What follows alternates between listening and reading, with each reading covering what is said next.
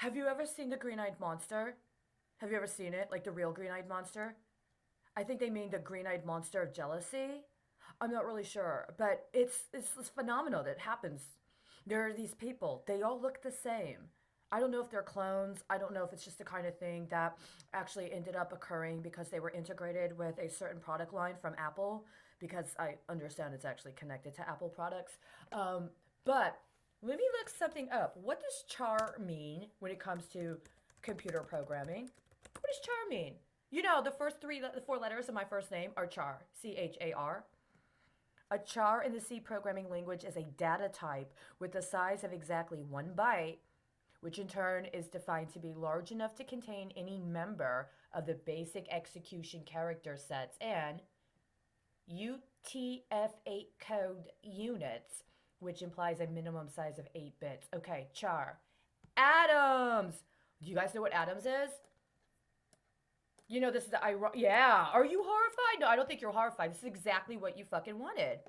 Atoms is a database associated with inputting and accessing information with the Nuclear Regulatory Commission.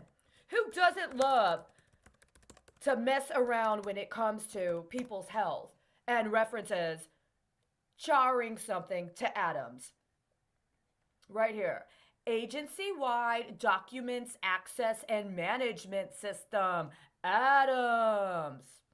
Yeah. And you know, we're in a really strange world today because if you know more than one, even if you just know one atom, chances are somebody's already commingled him and, like, you know, wrapped him up and around with another atom. He's actually, like, in the press a lot.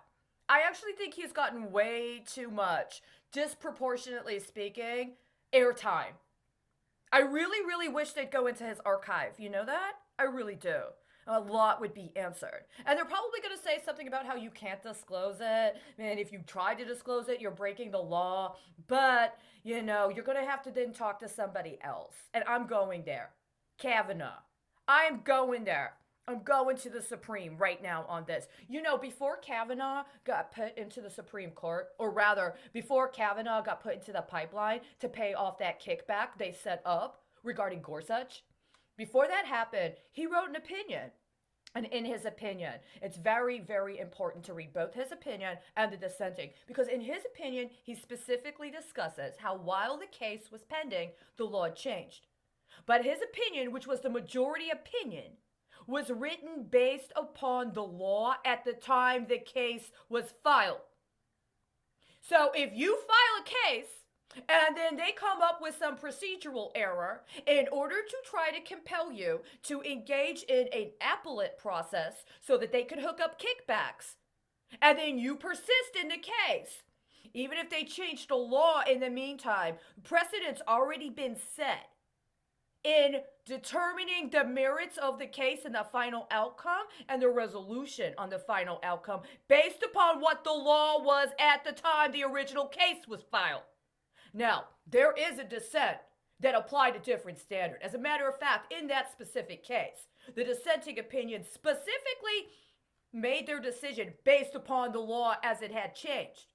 But the majority opinion specifically discussed about the law at the time the case was filed.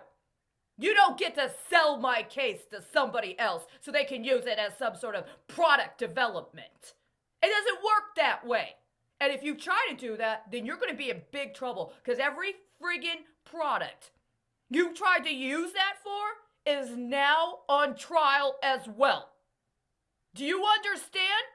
No, I'm sorry that I had this evidence last year before your disgusting little corrupt broker boys decided they were going to bargain deal all of the people they ended up attacking with biological weapons. I'm really fucking sorry if you were really looking forward to those deals. But those deals are off the table, boys and girls. They're all off the fucking table.